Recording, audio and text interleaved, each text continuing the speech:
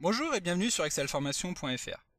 Aujourd'hui, nous allons voir comment faire pour calculer des pourcentages de variation sur Excel. Donc nous verrons ainsi quelle formule utiliser et comment mettre en forme les cellules pour obtenir le format adéquat et ainsi avoir une variation telle que celle que vous pouvez voir dans ces cellules. Ensuite, nous effectuerons l'exercice inverse, c'est-à-dire que nous élaborons un prévisionnel d'activité en fonction de taux de variation que nous allons estimer. Si cette vidéo vous plaît et qu'elle vous est utile, vous pouvez m'aider à développer la chaîne en vous abonnant et en likant et partageant la vidéo. C'est ce qui va me permettre de continuer de vous proposer des contenus de qualité tels que celui-ci.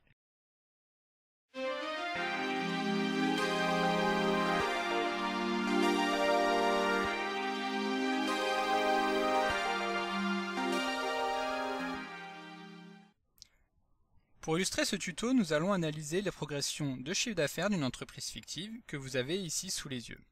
Nous disposons ainsi du montant des ventes réalisées au cours des 4 dernières années, donc de 2015 à 2018, et nous allons dans un premier temps calculer les pourcentages de progression entre chacune de ces années, puis dans un second temps, nous en dégagerons 3 tendances afin d'estimer le montant de ces ventes pour les 3 années à venir en fonction des hypothèses que nous allons voir. Tout d'abord, voyons la variation en pourcentage. La formule à appliquer pour déterminer quel est le pourcentage de variation entre deux valeurs est la suivante. Valeur d'arrivée moins valeur de départ, que nous divisons par la valeur de départ, puis que nous multiplions par 100. Nous allons calculer en même temps les variations de nos 3 années, mais en saisissant la variation de l'année 2015 jusqu'à 2016. Donc pour cela, la formule à retenir est la suivante. Montant des ventes réalisées en 2016, moins celles réalisées en 2015, que divisent les ventes réalisées en 2015, donc qui est la valeur de départ, et tout cela, nous allons le multiplier par 100. Nous allons valider la saisie des cellules en appuyant sur la touche CTRL afin de valider les 3 formules simultanément. Nous retrouvons un montant qui correspond à cette variation et qui s'interprète de la manière suivante.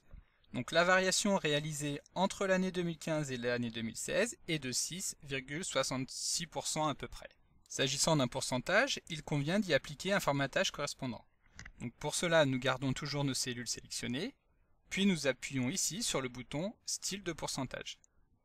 Une fois le pourcentage appliqué, nous pouvons constater que la variation affichée n'est plus correcte. En effet, ce format ne se contente pas de changer la manière dont le chiffre est affiché, il complète également la formule pour nous, en multipliant le résultat par 100 de manière automatique. Nous devons donc modifier notre formule et retirer le fois 100 que nous avons ajouté tout à la fin. Comme tout à l'heure, nous allons valider en appuyant sur la touche CTRL et sur la touche Entrée du clavier. Pour ajouter des chiffres derrière la virgule, nous allons cliquer sur le bouton Ajouter une décimale, une première fois pour obtenir un chiffre derrière la virgule, et une seconde fois si nous désirons en avoir deux. Nous retrouvons ainsi les 6,66% que nous avions tout à l'heure, mais sous la forme d'un vrai pourcentage. Pour aller plus loin, si nous voulons que la variation soit encore plus évidente, il est possible d'afficher le symbole plus devant l'augmentation. Pour cela, nous effectuons un clic droit sur nos cellules toujours sélectionnées, nous choisissons Format de cellule. Dans la catégorie personnalisée, nous allons saisir le format personnalisé suivant. Donc plus 0,0%. De cette manière, lorsque le chiffre va être positif, Excel va afficher le symbole plus devant. Point virgule pour paramétrer le formatage d'une variation négative. Nous allons tout d'abord choisir de l'afficher en rouge, puis nous allons saisir moins 0,0%. Et enfin, nous allons retaper un point virgule et nous n'allons rien mettre derrière. De cette manière, lorsque la variation sera nulle, Excel n'affichera rien. Enfin, nous allons valider avec le bouton OK. Et donc, nous constatons qu'Excel a bien ajouté le plus devant nos variations positives. Maintenant que nous connaissons nos variations pour les 3 années, nous allons pouvoir mettre en place un prévisionnel pour les 3 années à venir, donc de 2019 à 2021. Pour cela, nous allons utiliser 3 hypothèses. Dans la première hypothèse, nous avons une progression moyenne. Cela signifie que les 3 années à venir vont connaître une progression similaire à la moyenne de chacune des progressions des 3 années écoulées. Nous allons simplement utiliser la formule moyenne sur les taux de progression constatés. La formule moyenne permet d'obtenir la moyenne simple, c'est-à-dire la somme des données passées en argument divisée par le nombre d'éléments. Donc, sur les 3 années écoulées, le taux de variation moyen était d'à peu près 7%. Donc si nous ajoutons 2 décimales, nous voyons que ce taux était de 7,07%. Pour la seconde hypothèse, nous allons toujours partir d'une progression équivalente à la moyenne des 3 années écoulées, mais que nous allons cette fois-ci majorer de plus 20%.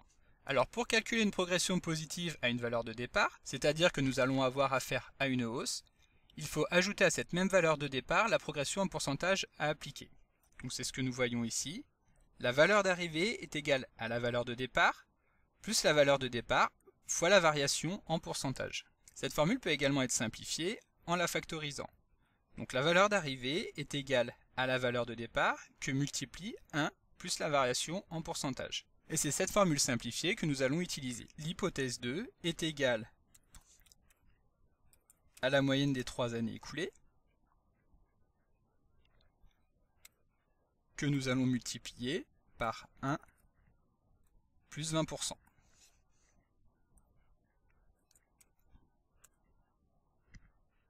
De la même manière, nous allons afficher 2 décimales, et ainsi le taux de progression de cette seconde hypothèse est de 8,49%. À présent, notre troisième hypothèse va consister, une fois de plus, à reprendre notre moyenne,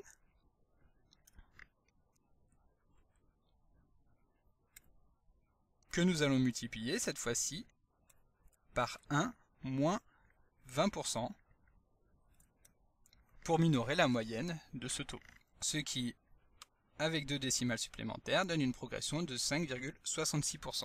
Alors maintenant que nous venons de déterminer les taux de progression annuels appliqués pour chacun des 3 scénarios envisagés, nous allons pouvoir calculer les prévisions de chiffre d'affaires pour les 3 prochaines années en fonction de ces hypothèses. La formule permettant d'appliquer un pourcentage de progression est donc celle que nous venons de voir ici, et que nous allons appliquer au montant des ventes réalisées l'année précédente. La saisie de ces formules va se faire en 2 temps. Dans un premier temps, nous allons calculer les variations de la première ligne, donc c'est-à-dire de l'année 2019, car l'année précédente, c'est-à-dire l'année 2018, se trouve dans une seule et même cellule. Puis dans un second temps, nous calculerons les années 2020 et 2021. Pour calculer l'année 2019, nous sélectionnons les 3 cellules, puis nous saisissons la formule suivante. Égale VD, donc VD sera égal au montant des ventes de 2018. À ce moment-là, nous allons utiliser une référence absolue, c'est-à-dire que nous allons vouloir, lorsque nous allons étendre notre formule sur les 3 cellules correspondantes, que le point de départ soit toujours la cellule B11. Et nous allons pouvoir multiplier par 1 plus le taux que nous avons ici. Nous pouvons fermer la parenthèse et valider en appuyant sur la touche CTRL et la touche Entrée du clavier.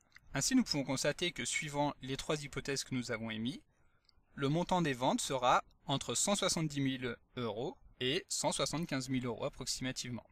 À présent, nous allons pouvoir calculer les prévisions des ventes pour les 2 années restantes. Donc nous allons procéder de la même manière en adaptant toutefois la formule. Donc pour commencer, nous allons saisir nos 6 cellules, puis nous allons saisir la formule suivante. La valeur de départ correspond toujours à la valeur de la cellule supérieure, donc que nous venons sélectionner, mais que nous laissons en référence relative afin qu'Excel puisse étendre librement la référence de cette cellule en fonction de la cellule dans laquelle nous nous trouvons. Cette cellule que nous multiplions par 1 plus la progression en pourcentage que nous avons déterminée juste ici. Alors attention, cette fois-ci nous allons avoir recours à une référence mixte. Nous allons appuyer une première fois sur la touche F4 pour avoir la référence absolue. Une seconde fois, nous allons constater ainsi que la lettre des coordonnées de la cellule D5 est libre. Par contre, le dollar devant la ligne 5 indique que celle-ci est fixe. De cette manière, lorsque nous allons décaler la cellule vers la droite, effectivement la colonne va bien se décaler, mais la ligne va toujours rester fixe. C'est exactement ce que nous recherchons ici. Nous pouvons donc valider en appuyant sur CTRL et Entrée, et de cette manière, Excel calcule automatiquement les variations pour les 2 années à venir. Et voilà, cette vidéo touche maintenant à sa fin. Vous pouvez télécharger le support de ce cours sur excelformation.fr. Vous trouverez le lien directement dans la description de la vidéo. N'oubliez pas également que vous pouvez soutenir la chaîne en likant la vidéo et en vous abonnant à la chaîne. Merci d'avoir suivi cette vidéo jusqu'au bout et à très bientôt sur excelformation.fr.